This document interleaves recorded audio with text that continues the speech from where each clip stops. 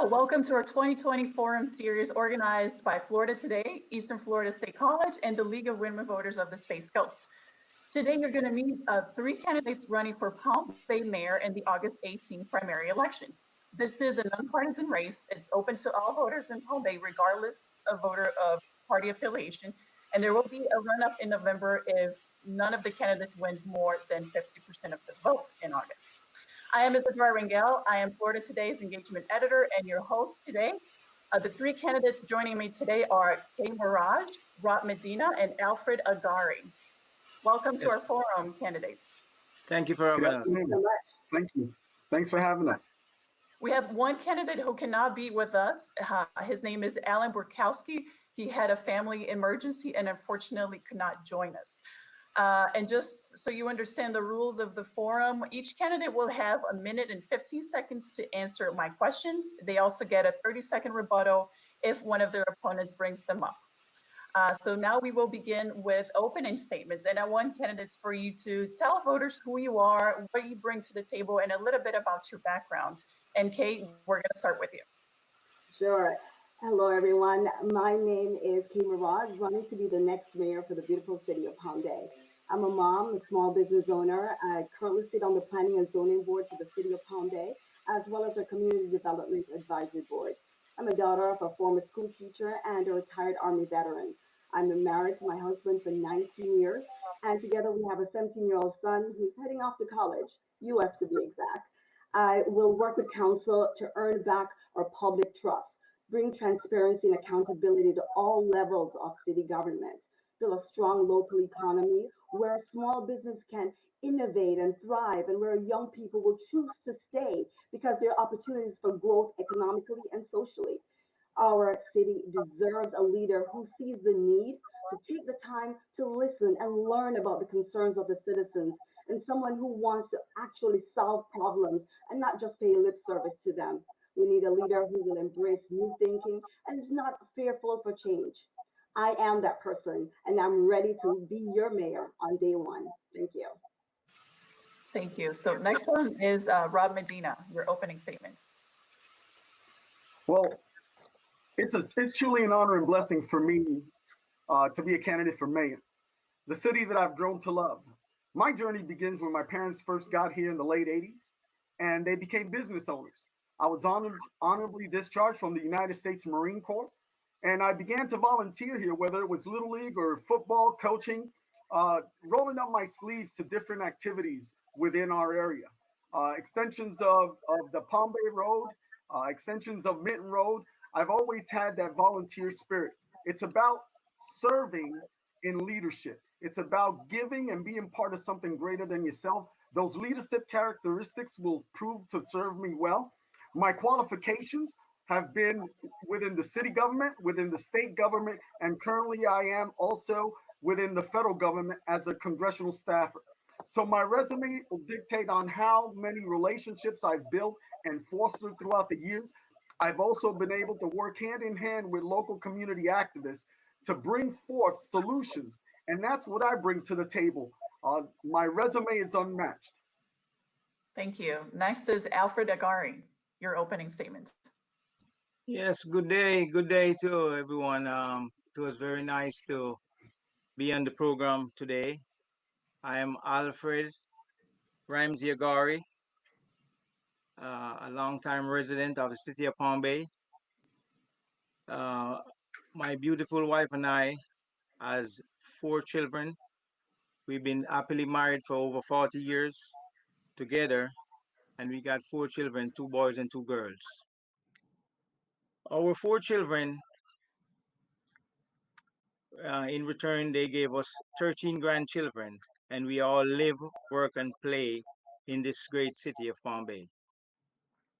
Being a resident of the city of Palm Bay for the past 35 years, a successful businessman for the past 25 years, and the love I have for my city and for the citizen, I donate, I contribute, and I volunteer to the city. I contribute. Can you hear me clearly? Yes. Can you hear me okay? but your time is almost up. So I'm going to give you a couple more seconds, then we'll wrap it up and we'll move on to the first question. Yeah, I volunteer fill dirt to the veterans homeless program. I also volunteer sand and to the sandbag project All right. and the youth Thank project. you. Well, Okay. we have more time, so let's just move on to our first question, please. Okay. The first question is simple. What is Palm Bay's biggest issue, and what is the first change you would like to see in city government after the November elections? And Rob, you're going first. So I believe that we must instill the public trust in our local government. And that's the platform that should be number one. The first issue is over the last several years, of course, you know, you're with the Florida Today. We've had some horrible headlines. And not long ago, we were the finalists in an all American city. I hope to bring that back. The way you do that is by leadership for, you know, leadership as an example. What I propose I do if I'm sitting as mayor, if I approve a contract, a business contract with whoever, I would prohibit myself from receiving any future campaign funds.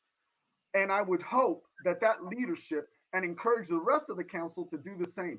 That will begin the era of reinstilling the public trust in our local government. Because I think that that corruption seed manifests if we continue down the same path we've been going. Thank you. Thank you. Alfred, you're next on the biggest issue in Palm Bay, and what do you plan to accomplish?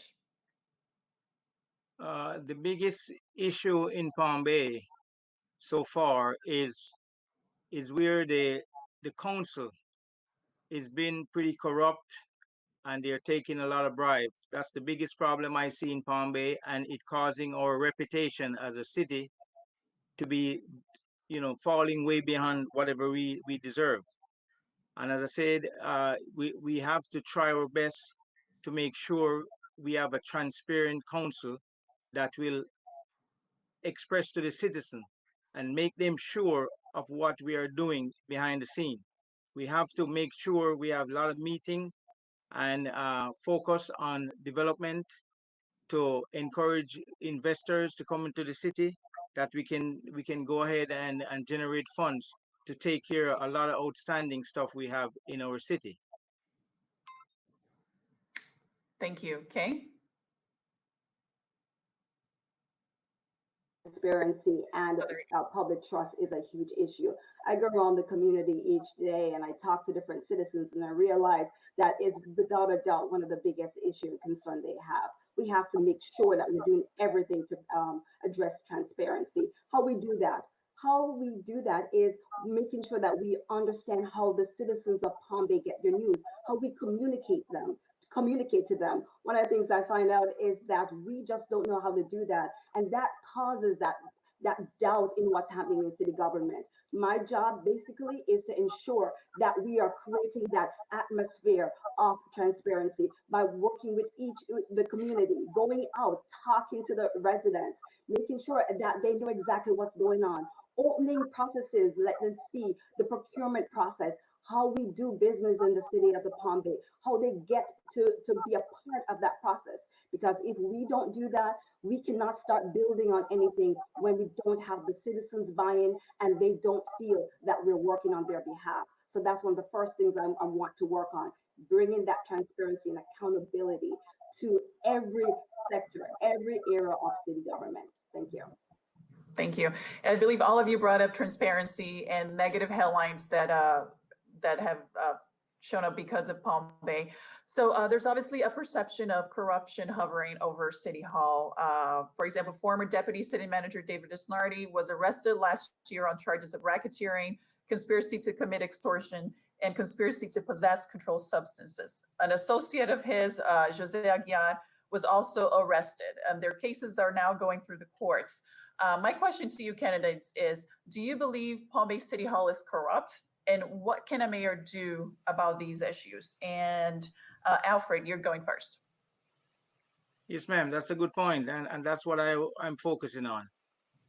We have a big corrupt system going on in our city, and I think it starts where we have to make sure that our council members and our mayor are financially stable and focus in a way that they really have a good heart to protect and build our city.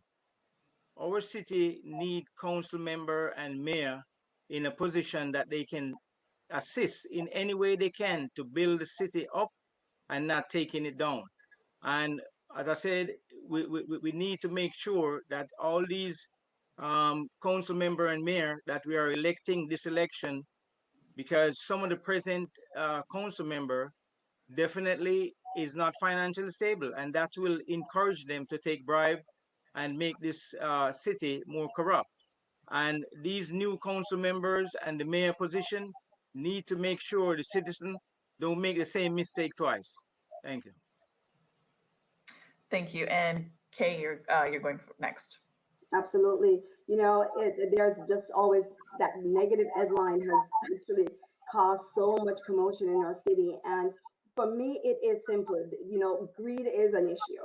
And so we have to start addressing those things internally in terms of how our making sure that our communication to the citizens is top notch, making sure that they know exactly what's going on. It is about transparency. It is about saying to our community, we're open book. If you want information, this is how you get it. It's easy to get answers. It's there, and it's an open book.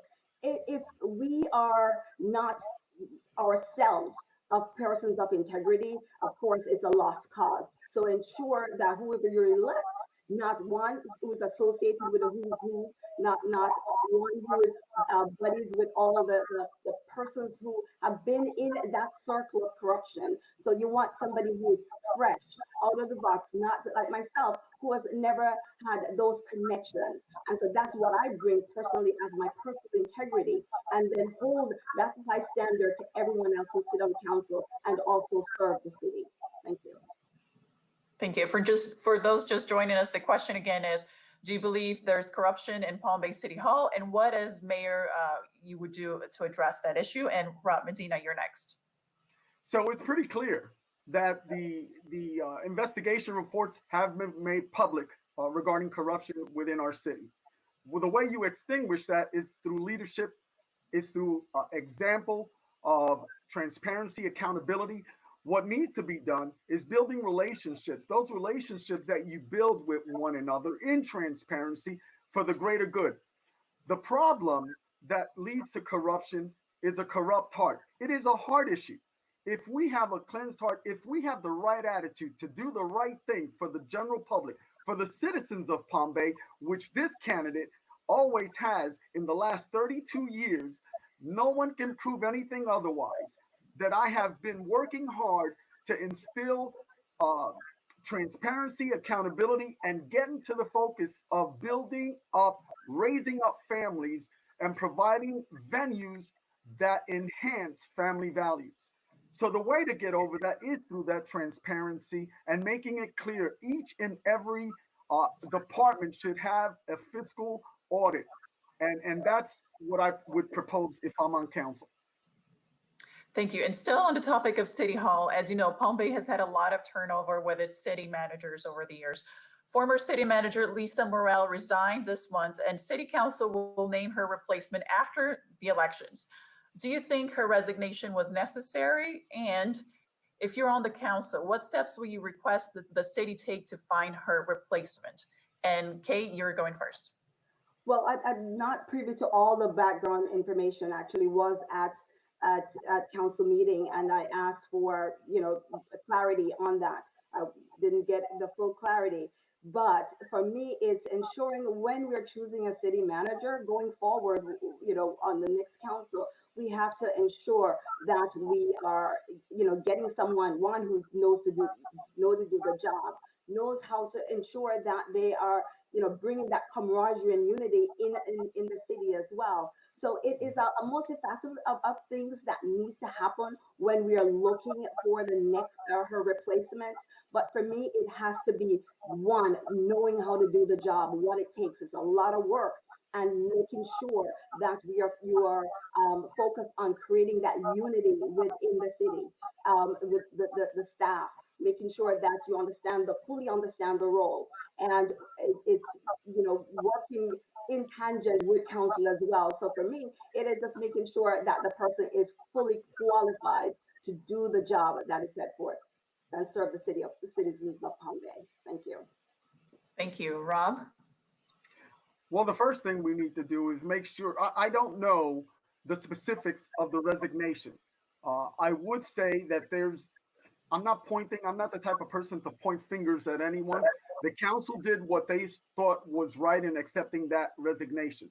What I'd like to say is that the next city manager should be more than qualified to lead us to another era with our roads, to lead us to another era of accountability, to lead us into another era of transparency, and make sure that they understand our primary focus is public safety and our infrastructure and taking care of the citizens within our community. I think often what happens is leadership sometimes there are different styles of leadership, and some people are going to step on some toes.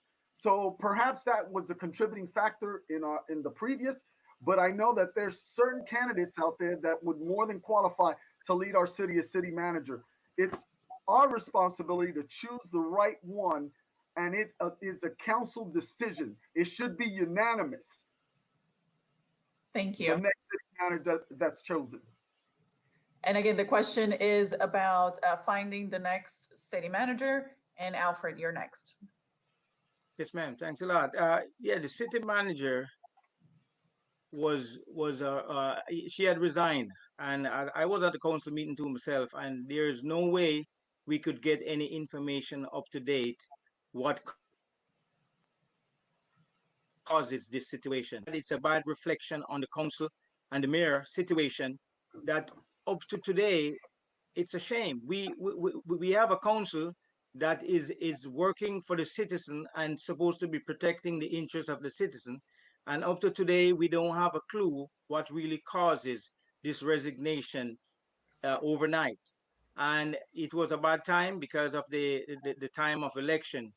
We need to be more transparent, and they need to have more meeting and communication in the council that we can have a better way to relate to the citizen. The citizen is depending on us to relate to them and keep them updated. What are the decision? It wasn't come in a public meeting. From now on, when we're trying to get a city manager, we have to make sure that this person is qualified and doing the right job for the citizen and the city of Bombay. Thank you. Thank you. So let's move on to another really important topic, which is the COVID-19 pandemic. As you know, probably this pandemic will have big impacts on the budgets of local governments going forward. Palm Bay City Council might have to make decisions on what to cut in the budget in following years. So my question to you candidates is, what should be on the chopping block, and what would you fight the hardest to protect? And Rob Medina, you are going first. I would fight hardest to protect public safety and our infrastructure. We do have a reserve. I also will fight not to raise the taxes of our citizens. They're going through enough of a problem trying to put food on their table. So I really believe that the reserves are in place for times such as this. I really believe that planning in the future for our infrastructure and keeping our reserves up to date and for future opportunities like this, future devastations, pandemics, or whatever we may be facing, whatever challenges. However, it is important to note that as the city is having to deal with a shortfall in taxes, so are our citizens. And public safety should never be compromised regarding our citizens. Thank you. Thank you. And Alfred, you're next. Yes, thank you. Yeah, the COVID-19 situation had stepped into our city and causing, our citizen to be on the low side. There's some lose their job and some has to be sitting at home, trying to make ends meet. So whatever funds or whatever way we can help the citizen of our city, this is the time, because these uncertain time, we don't even know what it's going to be anytime soon. And we need to set up a budget where we can help the citizen and let them more educated what are there available for them, because we have a lot of stimulus and a lot of assistance through the county. The county had quite a few $1 million to distribute across. So we have to educate our citizen, because a lot of times citizen is just not aware of what is going on. So we have to just educate them, stick by them, contribute, donate, whatever we can do to help them. And that's one of the things why I plan to donate my salary.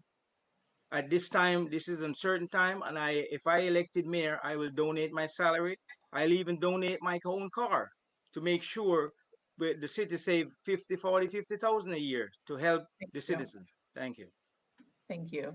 Okay. Now, of course, COVID-19 has just been, just dramatic, especially in our community, and we've seen so many people struggling. As mayor, I would definitely go through with council on to see, making sure that what we're funding right now is necessary and it's important. And for me, as what I have on my, my platform is making sure that we are protecting public safety and by investing in our fire and police. That's very, very important to me because it is one of those things that we cannot shortchange our community on. Infrastructure is critical that we already have, especially with our roads and projects there. I'm going to make sure they are still in focus. So for me, nothing on the chopping block that I can see, but I want to make sure that we're, crossing everything. We're going it through line by line because when it comes to crunch time, we want to make sure the very, very important things are always covered. And of course, with the good thing that's been happening over the years, that we have actually do have, money in our general fund so far, hoping that we're able to get us over the hump. But right now, for me as mayor, is going through line by line to making sure that we're making the best decisions for our citizens. Thank you. And by the way, so if you're just joining us, you notice there are three candidates on screen with me. We have a fourth candidate running for Palm Bay Mayor, Alan Burkowski, but he told us he had a family emergency and cannot be with us today. We hope all is well with his family. So moving on to the next question, also about the COVID-19 pandemic. And this one is about masks, which has become quite the topic during the pandemic. And the question is simple. Would you require the wearing of masks for Palm Bay citizens during this health crisis? And please explain your position. And Alfred, you're going first. Yes, ma'am. Yeah, that's a good question. I think we need to, as a citizen, we has to go by the CDC guideline to make sure we maintain a 6 feet distance at all time when we can afford to do so, and every time we need to have our masses. Um, it may be not mandatorily, but the citizen has to be responsible for themselves and their health of themselves, their own family, and the citizen at large. Please wear your mask because this is one of the main source of prevention. Prevention is very key. They say it's better than cure. So you have to prevent this thing and follow the CDC guideline all the time. As I said, a lot of time we have to just keep update and informing the citizen to make sure. Because a lot of the citizens, for some reason, they just don't pay attention to all these things. So we need, a system where we can educate the citizen at all time.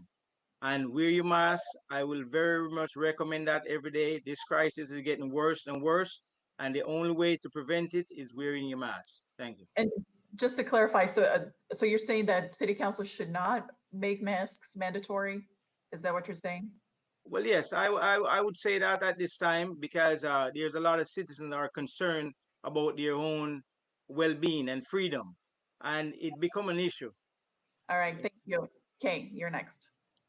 Well, leadership, does matter, and other cities around in our county are taking the responsibility and making those bold moves, especially when it goes into going into public places. You're going into certain stores and restaurants, and there are already some uh, companies and organizations already saying you have to wear masks to come in. So it says that private sector is already even taking that lead. We have to be able to make bold moves and say to protect our citizens, to making sure that we're protecting our children, or the persons who are vulnerable. We have to make those bold moves. And so I would encourage people to wear their mask. I wear my mask everywhere I go because, again, I'm protecting myself, my family, and our community. And of course, we want to ensure that our economy is going to be strong and we're going to open up as soon as possible. We have to make those bold moves for our economy's sake, for our families, because you know what? If we don't get back to work soon, it's going to even be more disaster. So whatever it takes to ensure that we're protecting ourselves and our economy, I'm all for that. And just to clarify, so you would, if you were I on the, would, would you vote to make it mandatory? I would vote to encourage that in our city. Correct. Thank you. Rob, on the topic of masks and whether to make them mandatory in Palm Bay. So thank you for that question, Isadora. I raised my right hand, not, and I took an oath. I raised my right hand. I took an oath to fight for, as a United States Marines, not what I faced, but what I was leaving behind. Leaving behind was freedom as I went and served into the Marine Corps. And that's what our military men and women do. They go forth for the freedoms and protect our freedoms that we take so for granted each and every day. I would not make it mandatory. I do believe in passing on that information, CDC guidelines, washing our hands, making it option of the resident. It is their responsibility to gather that information and move forward with their decision. But that is government overreach to mandate someone and eliminate their freedom under the guise of a pandemic, under the guise of fear. And I would not, as your mayor, vote to mandate mask. Although I do understand that there are different establishments that are protecting others by they going to different shopping centers. However, as a council, that would be Okay. government overreach. Thank you. So let's move on to another hot topic in Palm Bay. And ever since I've been in Florida today, the topic of infrastructure in Palm Bay always comes up, as you probably know. So my first question is, how would you address the lack of street lighting along many of Palm Bay's main roads and streets? And Kay, you're going first. That has been a huge issue in our community. I live in the southeast area, and I tell you, it is as pitch dark each night, even when there are some street lights. It's looking and working with our FPL, and looking at what in terms of our sustainability boards, and trying to address some of those things.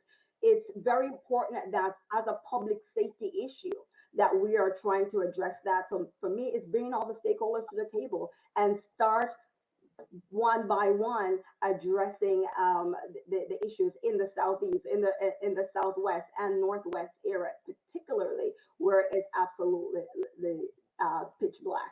And so that's how I would do it.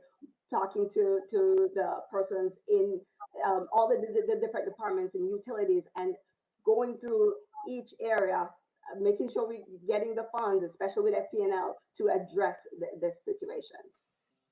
Thank you, Rob. Well, thank you for that question. In the 32 years that I've been a Palm Bay resident, I've encountered so many naysayers to say you can't build Limburg Park, you can't extend that Palm Bay road. There are no funds to do that. But when the team gets together, collaboration, FPL, different entities coming together for one common goal, and that would be to install more lights, traffic lights. It is a public safety issue. It is an infrastructure issue. We need to start saving and putting money on budget line items to ensure that we handle those public safety issues. I can also tell you that we have encountered, and I remember based on memory, they would say that Palm Bay will not get a high school. The very first high school in Palm Bay was Bayside High School. And I am running as mayor, and I am literally standing on the shoulders of giants, people like Lynn Nungesser, people like Judge Majid, who they named the cricket park after a pavilion at Palm Bay Regional Park. So those things, or it's now called Fred Poppy Park, but it's collaboration, getting together, one common goal, and getting different entities together to achieve that success. Thank you. And Alfred, on what would you do to address the lack of street lighting on many of the roads in Palm Bay?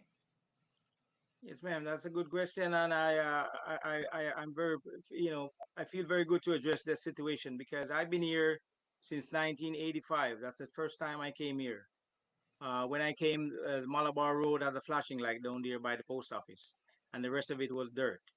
Well, things have been developed in many ways to an extent, but lighting and signs, reflecting signs, and other informational signs need to be erected in the city. We got that new highway, Heritage Parkway was built. They didn't even allocate any kind of lighting on it. It's good. A lot of citizens already complained to me that they can't even take it at night because if they break down or something went wrong, it's going to be a danger for them. This is some of the things we need to address, and we need to have a council and a mayor in office that knows about what's happening on the street. We need to have the citizen come into these meeting, council meeting, and voice their opinions.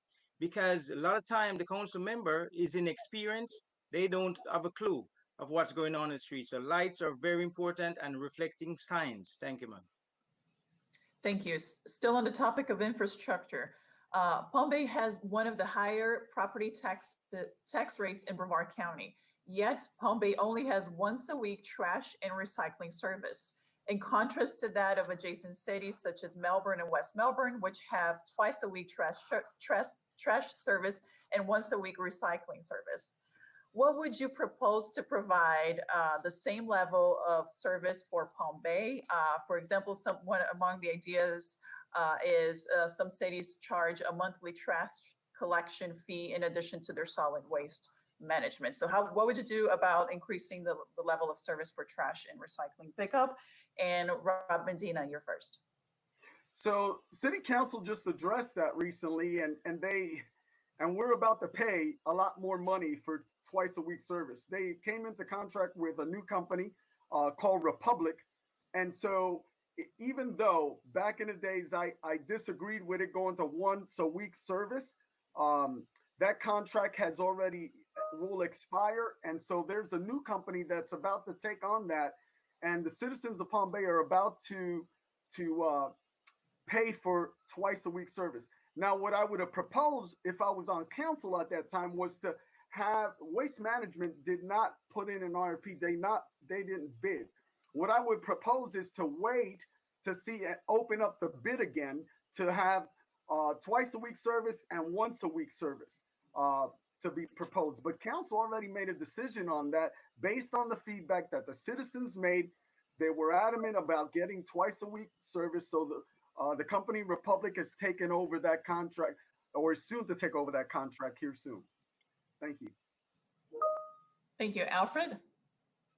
Yes, as Rob said, the contract already went through, and it's very unfortunate to know that these decisions, it's a small body of people making these decisions, and it wasn't a thing that was informed. A lot of citizens complaining right now about this increase because they don't have garbage to pick up twice a week. So it's just one thing to the other. Some citizens, and maybe a small amount, have twice a week garbage, and the most population only have once a week. So now they are facing twice as much for twice a week, and it's just a bad information and a bad decision of our present council because the communication level is not right.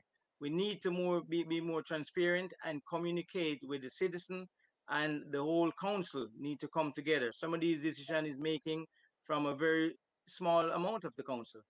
And I would be a person to make sure we have workshop on some of these decisions, especially with outside bidding and contracts, because outside bidding and contract can put you in a lot of expenses. Thank you. Thank you. Kay? Yeah, as you heard, definitely the council have already passed that we'll be getting twice a week trash pickup. I went when I heard what was going on. I definitely went to the director and talked to learn about the procurement process to understand how it went through, because even myself and many citizens were felt, it was a surprise to them. And so, they did go through a procurement process, the procurement process, was standard, and they did do some workshops. But again, not be able to communicate with the majority of our citizens, so that we can all be a part of the process, that we can all help get our voices heard, is an issue, and it continues to be an issue that has plagued our city. So for me, it's unfortunate, but it is what it is right now. For me, it's 10 years before we can actually review the contract. But you know what? For me, it's making sure that we're holding these people accountable for the service that they give. I mean, making sure that we have the right oversight to make sure that whatever they say they're going to offer this city, they give that to us. So that's how I intend to make sure that we're getting full service. Thank you. And I think all of you brought up the issue of transparency, and I can't remember which one said that there was no information on why the former city manager resigned. So I want to dig a little deeper into that. And the issue of transparency is obviously important, but how can you as a mayor ensure that happens? Are we talking about passing ordinances, and what would they be like? What would you do in terms of trying to get more information about the city manager's resignation? So I want to hear your thoughts. This might seem too much like a broad question, but how does an elected official ensure transparency when we see obviously systemic issues with that in Palm Bay City Hall? And Alfred, you going first?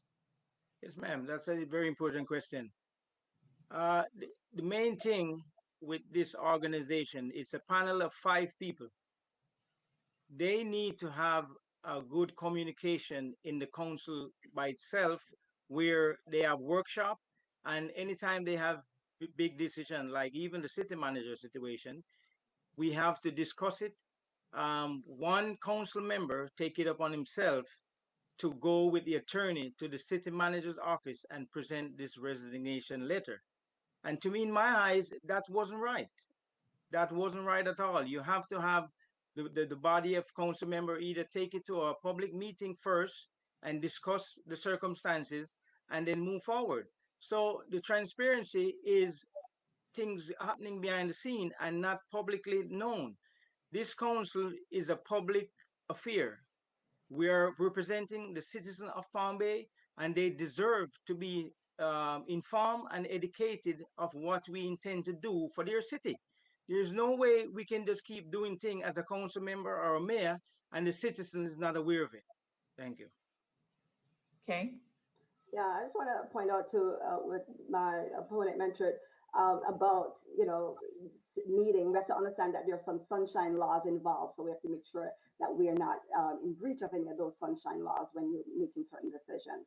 It's very important, at this point, when you have someone who is, as Lisa, there, in all sense and purpose, seems to be doing an excellent job for our community, and then all of a sudden to see this take place, that she's, some people feel forced to resign.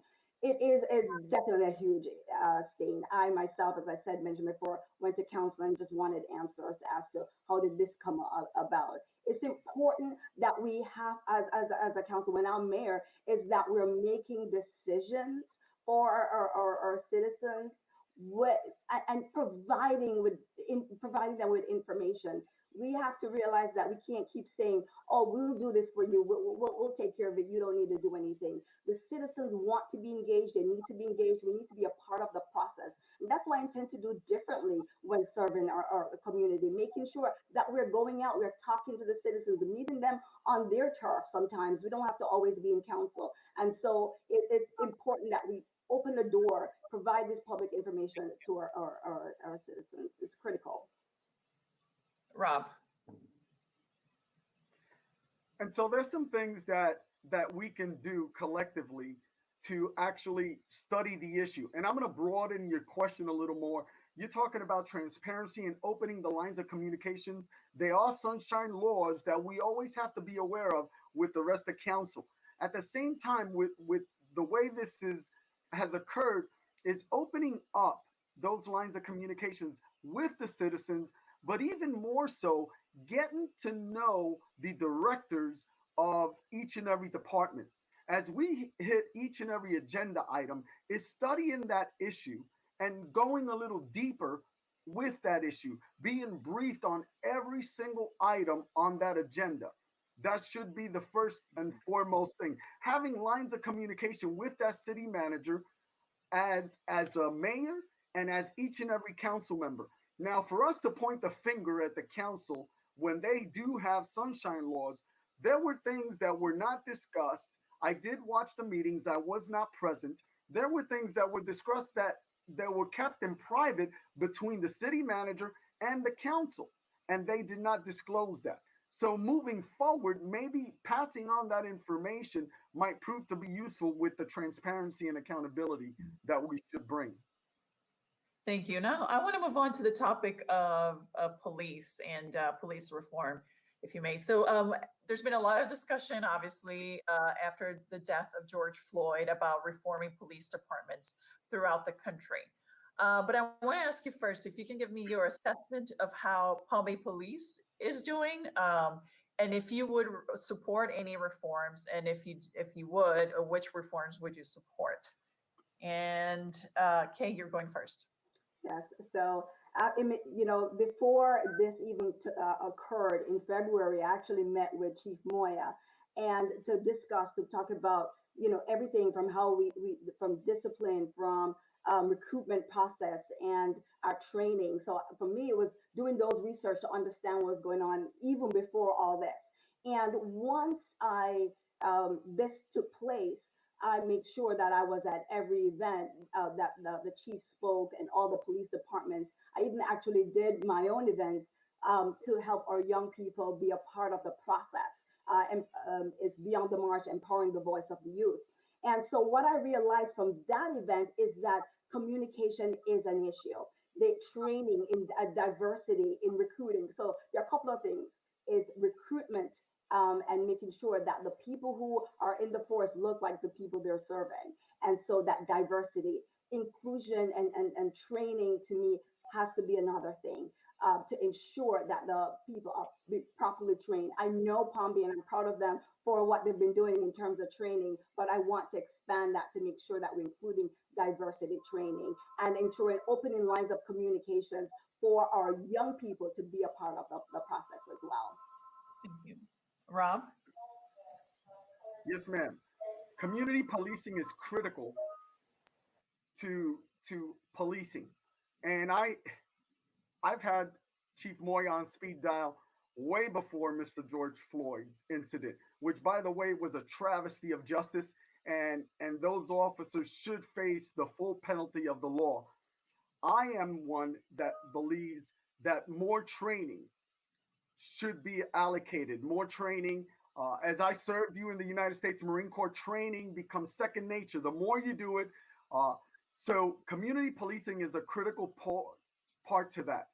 Now, Chief Moy and I have discussed community policing and increasing that. Just recently, I saw a video which was on Facebook where I saw several officers playing basketball games with our youth. That's community policing, building relationships with our youth, building relationships with each and every one. They used to have a coffee with cop, but I believe it isn't a systemic problem here in Palm Bay. However, with training, therefore by the grace of God go I. With training, we could prevent that from happening. Thank you. Thank you. Alfred? Yes, ma'am. Thanks for the question. In our city of Palm Bay, I can say I think the culture of policing our Palm Bay PD is doing a good job. Where reform is concerned, I don't think we need that in our city at this time. But in the nation, we have a lot of negative impact with the police forces in different cities, and it mainly comes from the culture of that city.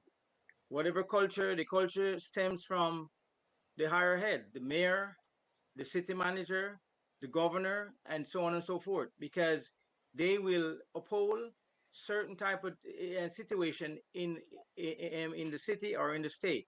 We have a pretty good policing in the city. We need to educate our people.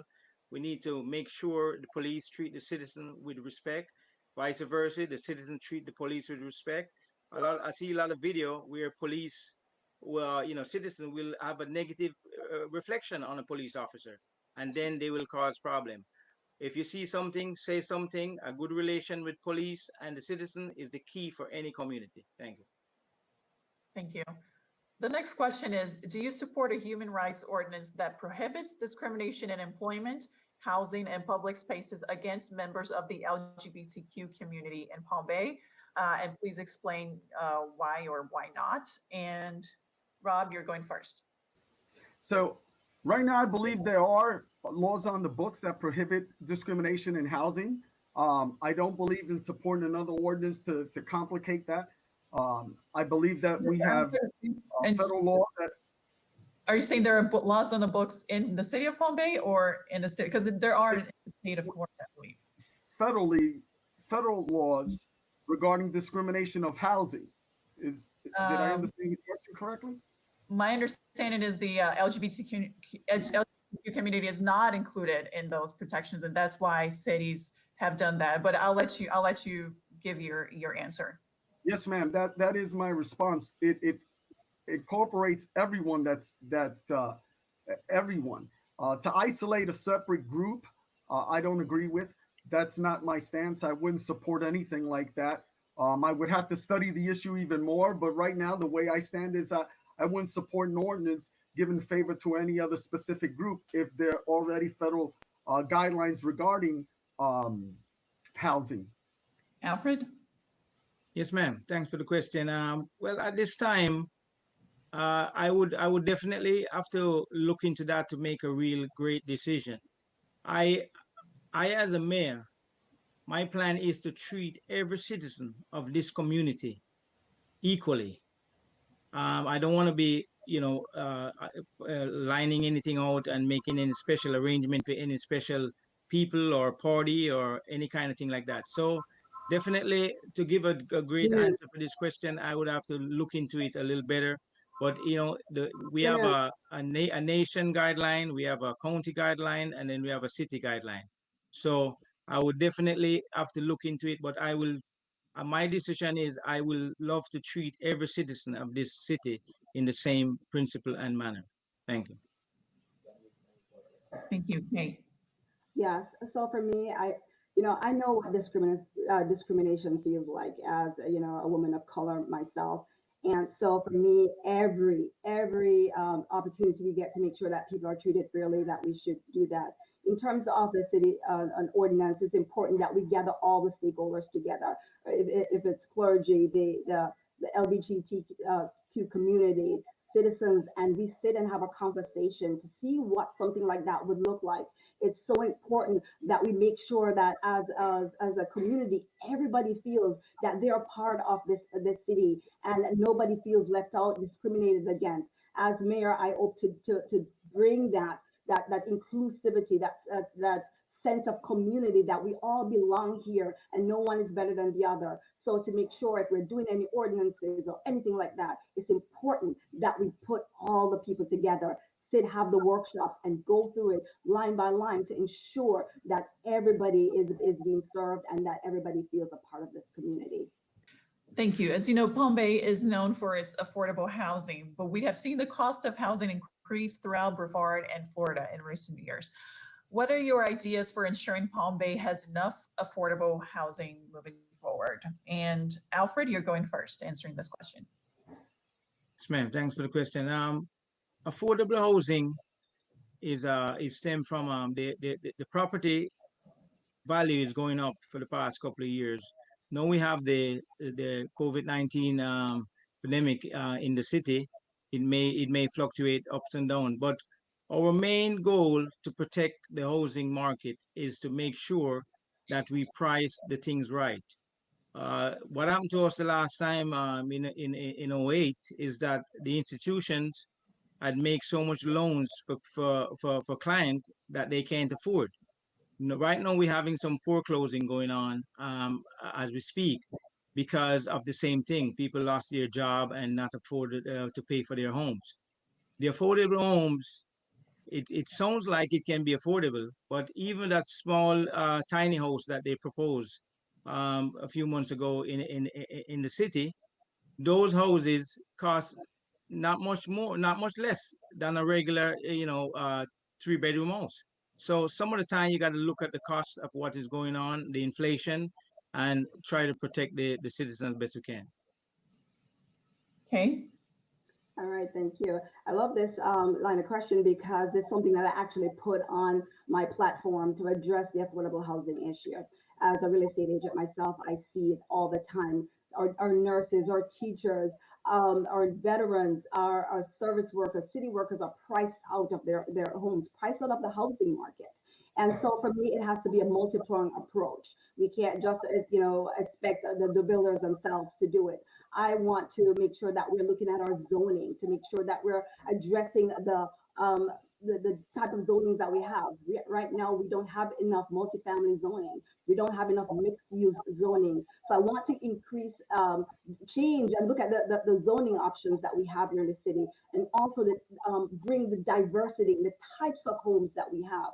Not every person wants a 3-bedroom, two car garage, two bath home, 2,000 square feet. There are people who want smaller units, and there are people who want townhomes. There are young people who don't have a choice, and they are forced into roommate situations. So therefore, it is also working with county as well, looking at some of the workforce programs that we see in the other counties like Palm Beach, and look at again all the options to make sure that we're providing diversity in the types of homes, looking Thank at our you. zoning, and together working with county to address issues Thank you. and develop something with our developers. Thank you. Thank you. Rob? This is a multifaceted issue. It has to do with not only the zoning, not only getting different entities coming together towards one goal. It has a lot to do with getting jobs and high paying jobs, creating prosperity for others as well. So that's a component of it. They're different components, but creating prosperity. Listen, I'm a New York City kid, and my father was a business owner then, and he came to Florida as a business owner. What he taught me was giving people opportunities for them to succeed. Many of the people that he trained became business owners, tax paying citizens, and they moved up by job creation, by their success in building prosperity. Now, getting the affordable housing is a component of that very same solution in creating prosperity. Also, the different entities, employers, the more we can get small businesses to hire folks, provide incentives for them, that can also lead to leveling out the housing project or the housing issues that we have. Affordable housing is critical. However, building prosperity is even more important in that same area. Zoning is critical in that so that we give the American people, Thank we you. give the public, the residents choice. Thank you. So now we're actually approaching the end here. So I'm actually going to give you 45 seconds for this one, but I want you to give us your closing statements. But I want you to address, and answer the question in your closing statements. Why should voters choose you and not your opponents? Again, 45 seconds. And Kay, you're going first. Thank you so much once again for the opportunity here. I believe we're at a crossroads. As a mom of a 17-year-old, I want to ensure that we're building a city where he and all our children can actually thrive. And, we need a city where our small business and our seniors and our veterans will get the support that they need. It doesn't matter their political affiliation and their color, that we are really standing up for them. And so I want us as a city to be the standard bearer for what a well-planned city can look like. We have the land, we have the place where people want to truly grow, but we have to have that vision. The city of Palm Bay right now doesn't have a strategic plan. Our comprehensive plan is outdated. Our sustainability plan is outdated. We need Thank someone you. with vision. So therefore, as the person, I Your want 45 seconds are up. Sorry about that. Let's move on to Rob. I have a That's show why here. I am the next mayor. Thank you. Rob, you're next. Leadership is critical in leading this next council. As mayor, I propose that I will restore the public trust in our community. That leadership comes from a United States Marine Corps background. I'm the only veteran that can take charge. I'm the only one that has community service hours dating back from 1988. Not only did I roll up my sleeves to get different things done, being part of something greater than what I am. When I left the Marine Corps, I'd love to think that I left it just a little bit better than when I first went in. That's the same thing I feel about Palm Bay. When I go on council, I will leave it a little bit better. For more information about my candidacy, visit Rob Medina for pbmayor.com. Thank you. Thank you. Alfred, 45 seconds. In these uncertain times, leaders require building alliances. Alliances where we can help and assist our citizens. I've been donating and contributing to my city for the past 10 years. And if I am elected, I will donate my salary to the city budget for worthy causes. I will even use my own car to do the job. My main goal is to elevate the city to a higher standard, and I hope my track record and experience that other candidate has not had. I am Alfred Ramsey Agari, running for the mayor of the city of Palm Bay, an honest voice for the people to trust. God bless our city, and I'm looking forward for your vote and support in August 18th. Thank you very much for having me. Thank you. Thank you, all the candidates, for joining me today, and all of our viewers for engaging with us on Facebook. Make sure to vote on August 18th. And again, thank you, candidates, and best of luck on Election Day. Thank you. Thank you.